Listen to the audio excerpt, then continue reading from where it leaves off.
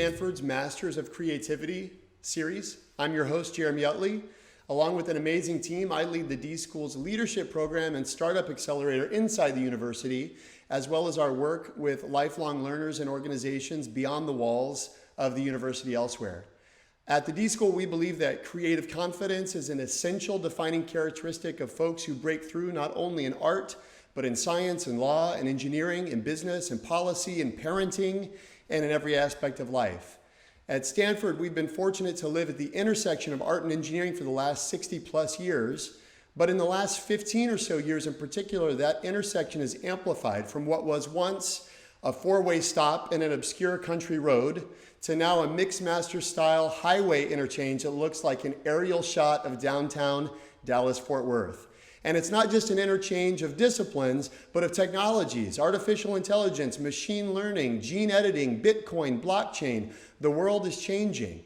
So what have you gotten yourself into here today with the Masters of Creativity series? About 18 months ago, my co-author Perry Claiborne and I began working on a book called Idea Flow. It's still in the oven, but we started looking for opportunities to share the discoveries we were making in our research with a broader group than the individual audiences we were serving in our individual classes or individual programs at Stanford.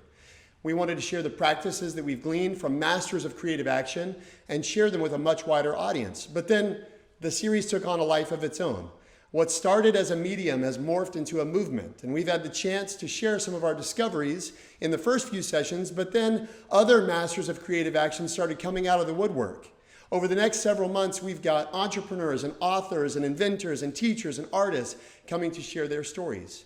We are thrilled to shine a spotlight on amazing practitioners of design, exemplars of creative practice, specifically to showcase how folks from any walk of life can make their work more powerful, more meaningful, and can deliver more breakthroughs in their domains, whatever that domain happens to be. So let me get out of the way and introduce today's masters. But before I do, two quick notes before we get started. One, if you want to download the slides to this session, feel free to visit this link, bit.ly/StanfordMOC6. And two, if you want to join the WhatsApp group, there's a whole crew that's working together sharing tips and tricks and practices all throughout the week. And you're welcome, if you use your camera, you can scan this QR code here. I'll drop both of these links in chat in just a bit. But without any further ado, we want to get on to the main event today, which is an amazing session between two amazing practitioners of creative action. I'm going to turn it over here and let go of my slides so that Sam and Tunde can share. Sam and Tunde, please take the stage. Peace, everyone. My name is Olatunde. Thank you, Jeremy. Yeah, and I'm really excited. Jeremy, way to kick it off. I'm grateful to everyone here. Excuse me. So today, as mentioned, we're going to share our practice, and it goes by Creative Hustle. It's going to be a very interactive session. So I'm hoping that you could grab at least one, maybe two blank sheets of paper. And if you could do that, that would be wonderful, along with a pen. You should be able to see my screen here. And let's kick it off. Sam, you want to give a little more intro to who we are? Sure. Yes. If you pop to that next slide, thank you, Tunde. We put all these words on this slide so that we could sit here and read them out loud and take up half of this session. No, we put them on there because Jeremy sent you the slides, and if you want to read more about us, you can. We're not going to read through them right now. I think what I'd like to highlight is a couple things that Tunde and I have in common that I think have brought us to this work and that lead to what we're getting into today. One is that both of us have really straddled worlds in our lives, right? Really all through our lives in many ways, but one, particularly like both of us went to these very elite college experiences. Tunde at Stanford, myself at Brown University. And while we were in college, also we're doing deep work in community. Tunde in East Palo Alto and myself in South Providence, and really had these experiences that have influenced our entire lives and careers since then, of straddling worlds and seeing all the brilliance that we were surrounded by at these fancy schools, and the equal brilliance that we were surrounded by in the communities we were working in outside of those schools, and having this real disjunction about how come some of that brilliance was so honored and there was so much spotlight shown on it, while other brilliance was not. And recognizing that there's systemic reasons for that, but that those need to be interrupted. And growing up at a time, especially as hip hop culture was growing up, where we were seeing that be interrupted on a more societal level, where we were seeing spotlight being shown on brilliance of the Black community, brilliance of urban communities that had been like really typecast in often very negative lights, and seeing that it was possible to flip that and to flip something out of nothing, and to say there's all the creativity and brilliance and entrepreneurship that we might see in these academies that we're in exist outside of those academies, and really that something good can happen in the world when we understand that, when we shine a light on that, and when we make sure that everyone on all sides of that equation understand that. So that's something that has brought Tunde and I together through all our work. Another piece is that we're optimistic enough to think that's possible, to think it's possible to change things in the world and to dedicate our lives to doing it. And the third thing I'll say for now that I think has brought us together is our love of people, and that we both just are blessed to know an amazing community of people. And those three things, the straddling of worlds, the optimism to make change, and the knowing amazing people, really led to us doing the first thing we did together, which was this Creative Hustle class. And we just brought three of those amazing people that the two of us had the good fortune to get to know into a room. We brought half our students from Stanford University, the class was at the D.school, and half our students from StreetCode Academy, the organization that Tunde founded and runs. And we put everyone in the room together and started to unpack the creative hustle of these three individuals. And we actually have like a short clip, it's less than a minute long, that we wanted to show that just gives you a little flavor for what happened in that room. Mom always believed and pushed us to be the greatest and the best. We push ourselves to that. There's something about the discipline and the love. Like when you love what you do, you're always consumed with it.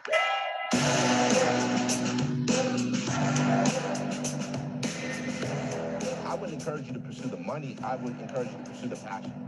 We all have perspectives that are cool. I'm trying to progress and move people forward.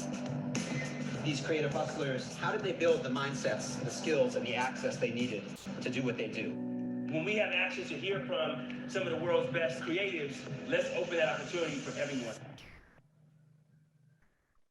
So just a little taste. It was a really exciting experience. Folks in the room really loved it. And out of that experience, we were invited to actually write a book about what Creative Hustle is. And so we've written, what is it, like, I think 45,000 words or something, but we're boiling down for you all today to 2 words, imagination and action, right? So we believe that this is the heart of Creative Hustle.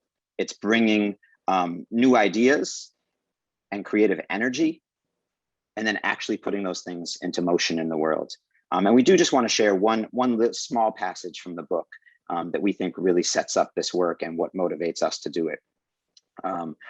We live in a world where so much is determined for us: when and where we are born, who our family is and knows, how much money is in our bank accounts, and how much melanin is in our skin. All of these factors indicate precise paths we're expected to follow. Too often we silence our creativity and let our hustle calcify. We trade our potential fulfillment and impact for a facsimile of comfort. Human beings have always used creative problem solving to survive. Let's explore how it can help us thrive. Beautiful. So this class that brought us together, thank you, Sam. This class that brought us together, there was an essential and kind of, pivotal exercise that we did. And we brought together folks to think about the principles, people, and practice and we explored those creative hustlers and sort of dug in and investigated to their principles and their people and their practice. But at the end of the day, we wanted people to do that same exercise for themselves. And this was essentially the sheet that we gave everyone. We don't have the opportunity to pass that sheet out to all of you, but we do want to share that that sheet gave a lot of inspiration for students, right? We had this student particularly who sent us this picture almost a year later that said these ideas that surfaced in that class helped sort of give me a North Star, helped give me some practical. I'm still seeing the slide with principles, people, and practice. Are other folks seeing? Oh, there's the sheet. Yeah, I'm sorry. Okay. I'm sorry. There so we go. This is, yep. Thank you, Sam. So this No is worries. the sheet that we can't pass out. And this is the photo that I was referencing in terms of, you know, that inspiration, right? That this exercise provided.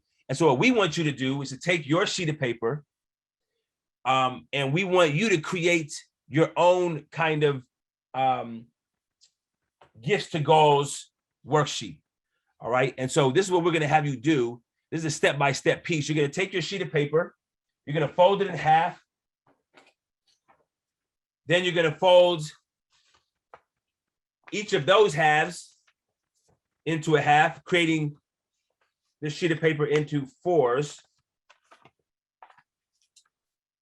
And then when you open it back out and have those four sections, on the absolute left side, you're going to write on the top gifts. And then on the absolute right side, you're going to write goals. Those are going to be your two frames, your two bookends. We're going to go from gifts to goals. And then to sort of give us some direction on these three lanes, we're going to write two lines evenly to split up kind of that middle section into threes. And the top lane is going to be called principles. The middle lane is going to be people. And the last name is going to be practice.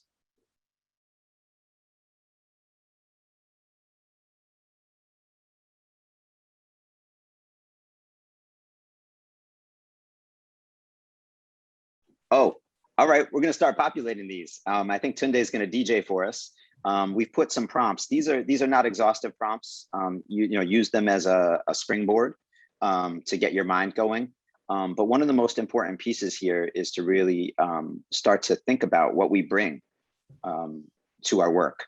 Sometimes that's hard for us to think of ourselves. So I find like a helpful little cheat code there sometimes is like, what do other people tell me I bring? What have I heard people say that I'm good at or is a gift of mine? So whatever helps you get there, but just try to jot down as many as you can. I should say too, we're going to move super quickly through this today. We want to show you the framework, give you a taste of what it is to use it. What we're taking you through in 40 or so minutes is something that we spent an entire day doing in the class that we were just talking about. So we want you to get the exposure to feel what these pieces are like. And we also want to acknowledge that like, you're not going to capture all your gifts or every goal you hold in the world or be able to sort of decipher and put language to every principle that guides you. We just want you to like start to feel your way into it. All right, so Tunde, let's give folks 1 minute. I'll shut up. If you can play some tunes, just give folks a chance to fill in whatever they can in that time.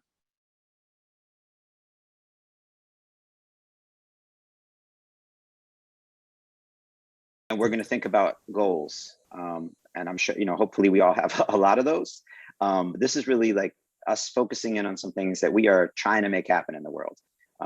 Like things we actively want to put our efforts toward. And I think when we've done this workshop in some different iterations in the past, one of the things people said is like, how do I level set? I have like massive goals, like to, you know, bring about world peace. And then I've got like goals like, you know, have a successful meeting an hour from now. Like where do I want to aim? And so what we want to encourage is think ambitious beyond something that's like about to be a checked off box on your to-do list for today. But also think within the realm of something you feel is possible, like something you can really help to bring about in the world. And then what does success look like as you think about those goals? Like what does that really look like? And you know, you can pick your time horizon. Maybe you want to go even shorter than a year, but actually think about some time horizons and what that would look like if it was to come about and be realized in the world. So let's take another minute on that one.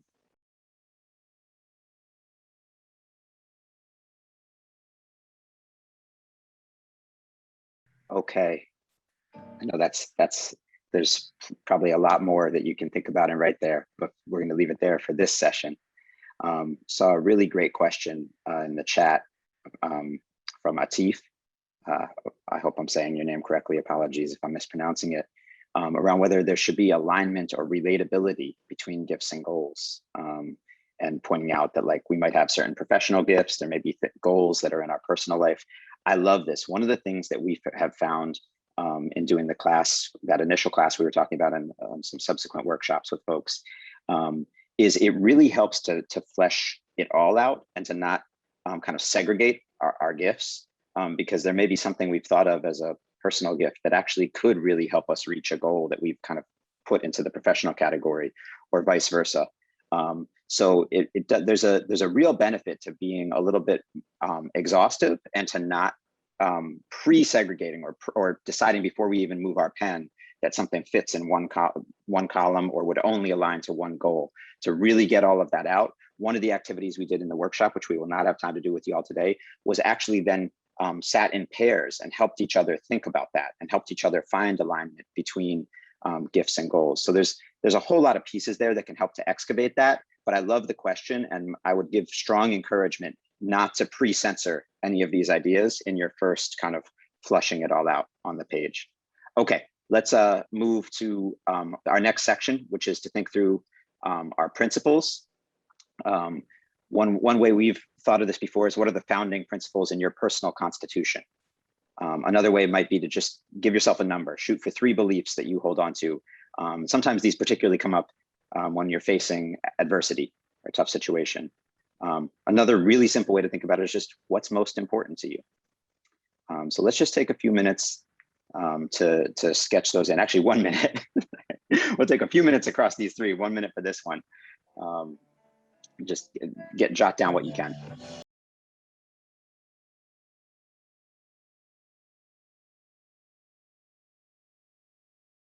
All right. Finish up whatever word or two you're jotting down, but we're going to keep moving our way down the middle of the sheet here, building this bridge between our gifts and our goals. And the next lane on that bridge is people. So this can be a combination of writing down some names. Who do you learn the most from? Whose approach to creative work do you admire? Maybe you already know them, maybe you don't know them yet. But it can also be some thoughts about those people. How could you spend more time with them? What is it that you admire? And then it can also be, what do folks count on you for? So this is just really thinking about relationships in building that middle lane of the bridge here from gifts to goals.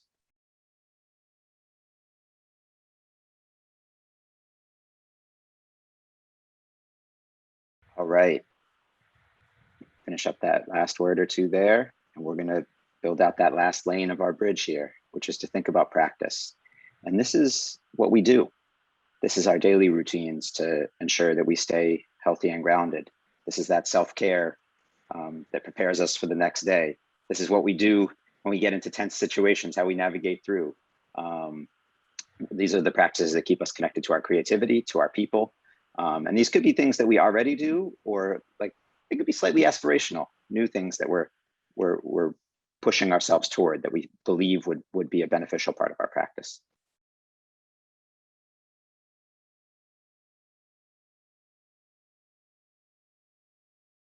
All right, yeah, I know those minutes can feel quick, but thank you. I saw some enthusiasm for the questions. Thank you. They're works in progress. If you have thoughts about other good questions that would have helped you maybe to illuminate some of these topics that we have on the sheet, please share them. We're still building, building out this activity and continue to iterate on it. But hopefully you have a sheet now that looks, something like this. It's got some words filled in, and this is something you can come back to and actually spend some time either by yourself or maybe with a friend or partner or a group going through and really building out more thoroughly. And with that, I think I'm going to pass it over to Tunde to share with you a little bit about some of the creative hustlers that we've had the chance to get to know and some of what we've been learning from them. Thank you, Sam. And thank you for the chat. It is incredibly difficult. And thank you for all your patience and forgiveness as we manage multiple screens and music and all that to try to accommodate what we normally would do in person. And so I appreciate that there's no better way to bring the entire world together than on this Zoom call. And so I appreciate all of you from wherever you are in the world, that you're tuning in with us and that you are dealing with all that we're doing. And we're trying to accelerate this. So I would give you high fives and a round of applause to each of you for even going through that exercise in such a quick time. Right? Those are deep questions to talk about. What are your principles? It's a deep question to think about all the people in your life and who can you pull from. It's a deep question to think about your gifts, think about your goals. But the real idea here is to give you a general framework to try to digest yourself or try to understand yourself and also understand amazing people in your life. And as Sam mentioned earlier, one of the many things that brought us together is that we're both blessed to be around some incredible people. And I have the honor of today just trying to tell you as best I can to represent some incredible people in a short amount of time. I have about 90 seconds to tell you about this gentleman that has become one of my best friends named Squint. He was given the name Christopher Sandifer and he was born in Palo Alto, California. For those of you that don't know, Silicon Valley is known around the world as the innovation capital of the world. And one of the most central cities to this, in fact, it has the highest startups per capita is in Palo Alto. Now, Palo Alto is not, doesn't have that many African Americans, but here this brother named Christopher Sandifer was born in the middle of Palo Alto as one of the few African Americans in this city. In fact, Palo Alto is neighbor to East Palo Alto. And East Palo Alto in 1983 actually had the devastating reputation of being the murder capital of the United States. And so often what Christopher Sandifer, how he would be perceived in his Palo Alto schools was that he was like that reputation, that there was nothing going to be good that comes from him. And so many teachers told him what he couldn't do. And by 8 years old, there was a mentor of him that gave him a camera. And it was an expensive camera and gave him the ability to produce this show, this public access show. And so by 8 years old, he started to fall in love with this idea of storytelling. And quickly, he began to keep that as an identity. And one of the first things he did was to rename himself, and he started going by Squint. Now, this is one of my closest friends, and for 2 years after knowing him, I didn't know his real name. All I knew him was Squint. He kept that identity. He reframed his own identity so strong that would be how I knew him. Another small thing that I would come to find out as years went on was that he wore the color red every day. And that was a reminder for himself that he has a belief, love over everything. Love is greater than anything else. Something to that tune. And the color red would remind him of that. And so as his career went on, he began to tell the stories of Rihanna or Nas or Kobe Bryant or LeBron, work with Steph Curry, work with companies like Nike, Google, even the Stanford D.school. So he began to have this incredible career, but what grounded him was that idea of, I want to put love over everything else. And those of you who know him, or those of us that know him, get to be reminded of that humility, get to be reminded of that generosity, get to be reminded of that selflessness that he has because of the things that he's chosen to do about his values and his principles. And so we feel like this was a powerful exploration of how he chooses to name himself, how he chooses to surface like his perspective and hold tight to his unique perspective, and also what he chooses to wear to remind him to lead with his principles. And so there's an exercise that we want all of you to go through that's inspired by this brother named Squint. Thank you, Tunde, for sharing like a bit of Squint's story. And in the book that Tunde and I are working on now, we tell more of Squint's story and several other creative hustlers. So we're really excited to share more full stories. But for now, let's springboard off of that burst of inspiration that Tunde just shared from Squint and think about what ways we can show our principles to ourselves and to the world. Like this could be something that mostly we just see and know about, or it could be something that's very loud and proud. But what is it for you? Is it that nickname that reminds you of who you are and what you stand for? Is it a new background image that you put on your phone that pops up every time you check the time or get a call? Is it something you write physically on the cover of a notebook? So we're just going to play around for a few minutes with that. We actually want you to try it. Again, knowing we have somewhat limited time, but hopefully this starts to get the wheels turning. And a lot of these can, some of these can be done pretty quickly. So let's play around for a minute or two, and then we'll come back and hear another story about another one of our creative hustlers that we've gotten to know.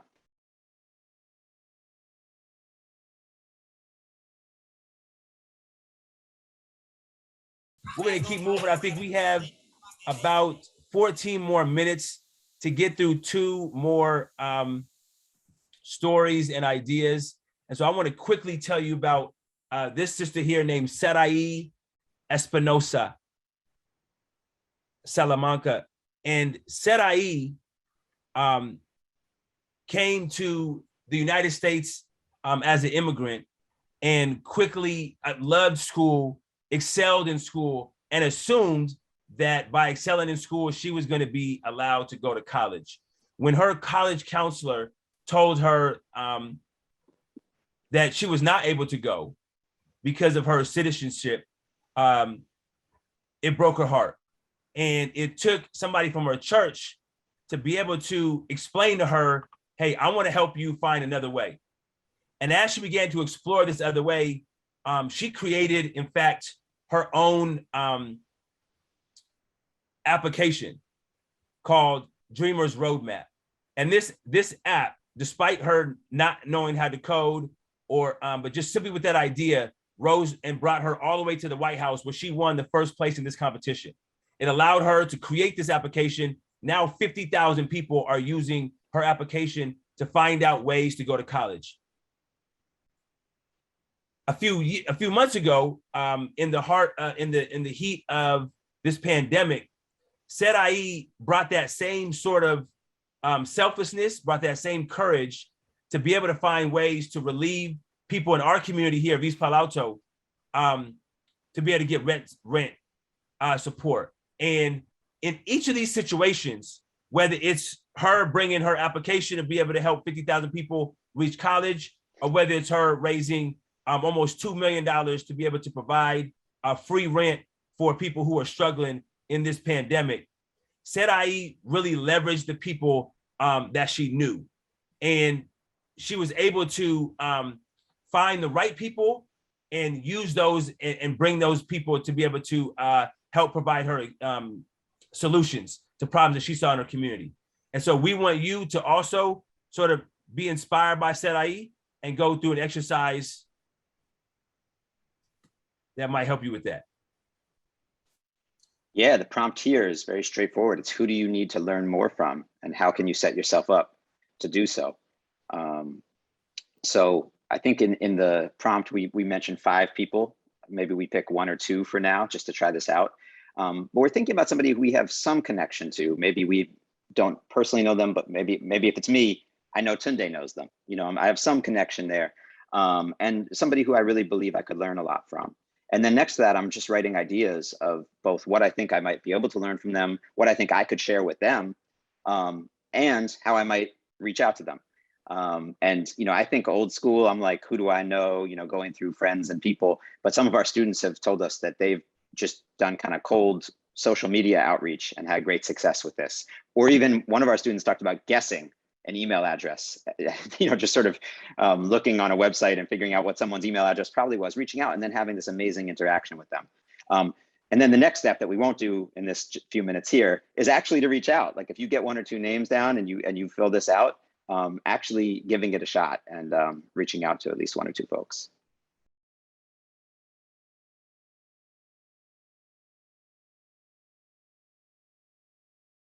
Yes, I see a question in the chat.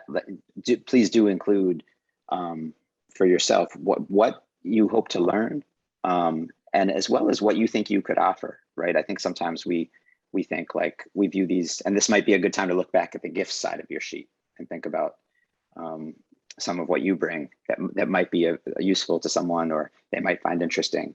A lot of times these interactions become far more reciprocal than we maybe think. We might think we're reaching out just to ask for information or for a favor, and we find out that we have as much to offer as we get into conversation with folks. So thinking about that as well.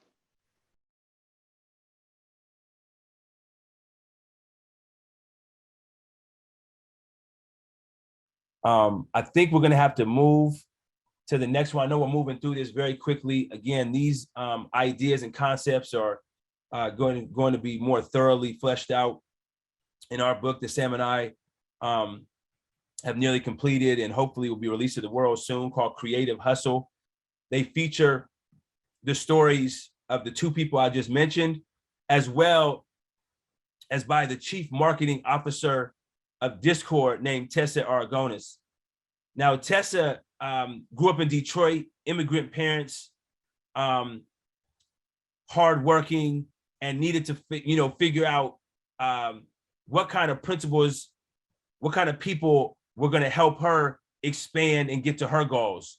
And she loved storytelling, she loved marketing, and now is one of the top 50 marketers in the entire world. But she didn't get this way by slacking off. She's one of the hardest working people probably in our Silicon Valley. But one of the things that struck us that allowed her to really close our book out entirely well, in my opinion, was when you think about creative hustle, there's so much about the hustle that we focus on. Work, work, work, work. And what Tessa found out was that actually too much hustle could actually hurt your creativity. Actually, too much work could actually get in front of the relationships that we're talking about, as Atif mentioned. Too much work could actually rob you of the silence and the space that you need to get core to who you are, to tap into that creativity that got you there to the first place. So her title of her chapter is Don't Let Hustle Kill Your Creativity. And what she talks about is a morning routine every day that includes exercise and meditation and prayer, and also talking to her mom. See, her mom doesn't even care that much about the fact that she's the top 50 marketer in the world. She doesn't necessarily follow what company she's helping to build, but what she does do is care about her soul, care about her values, care about who she is. And that reminder and that focus helps Tessa become and keep as one of the most influential C-suite professionals in all of Silicon Valley. And so I think there's also things that we can learn from Tessa. And Sam, you can talk a little bit about what we took about from her story. Yeah, well, first of all, I just have my mom is on here and she just put in the chat, love the talking to your mom idea, which is hilarious to me. Yes, I'm going to learn that from Tessa and do that every single morning now. Thank you, mommy. So let's jump just to the middle bolded text here. What routines could you use to connect you to a deeper sense of self? Definitely talking to that parental figure, among others. What spaces could you create that allow you to reflect on yourself? There's a bunch of other good text and prompts on here, but I think in the interest of time, let's just focus. Those are huge questions in and of themselves. So let's just focus on that bold text in the middle, and just take a couple minutes where this is our last big activity we're asking you to do. We know it's been a lot of deep work, but take a couple minutes on this one and then we'll come back together to close out.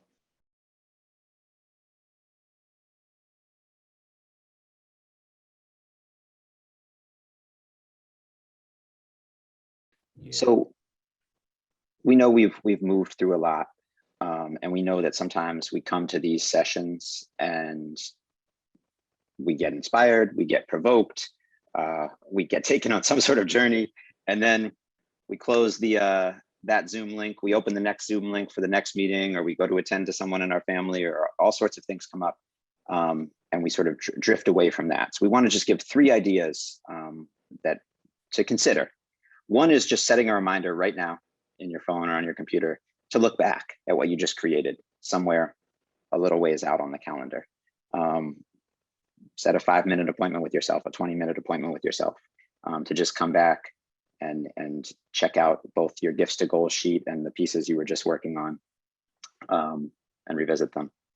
The next is to consider doing this practice on a regular basis. Maybe it's once a month you carve out some time to do it, or maybe it's something you kind of keep in your back pocket, not on a calendared rhythm, but for times when you need it. You remember, you keep a version of this nearby to remind yourself, like, oh, I've got this tool if and when I need it. And on that note, actually putting up one in your space. We've heard this from several of our students, our past students. And Atunde mentioned earlier, one of our students sent us this image, which was really cool for us to see. This was the first one we saw that was like living in the wild. But yeah, putting up your gifts to goals sheet somewhere where you'll see it and be reminded of both the tool itself, but also what you've populated it with. And one of the folks in this Zoom session today already sent a link. They had created a mural version. Mural is like a visual whiteboard tool that we use a lot at the D.school. And they had just built this out in the time just since we've been on this in this conversation, built it out. It looks just like that sheet. It's got the gifts, the goals, it has all the prompts we said. And I'm going to invite them. I wanted to share it, but I want to wrap up here, and I'm not confident enough in my screen sharing on the fly. So I'll just invite that participant, if they're open to it, to maybe share that mural link so that others could see it. Maybe eventually we can make a template out of it and we can share it out more publicly. But I just thought it was super impressive how you just whipped that together. So if you want to share it, totally welcome that. The last thing we want to share is just an invitation to be in touch with us. There's a not so short link right there that you can type in, or Tunde, maybe if you can share that in the chat. We're continuing to build this out. We're continuing to try new things. We've mentioned a few times we've got a book. It's not coming out for about a year, but we're really excited to share that.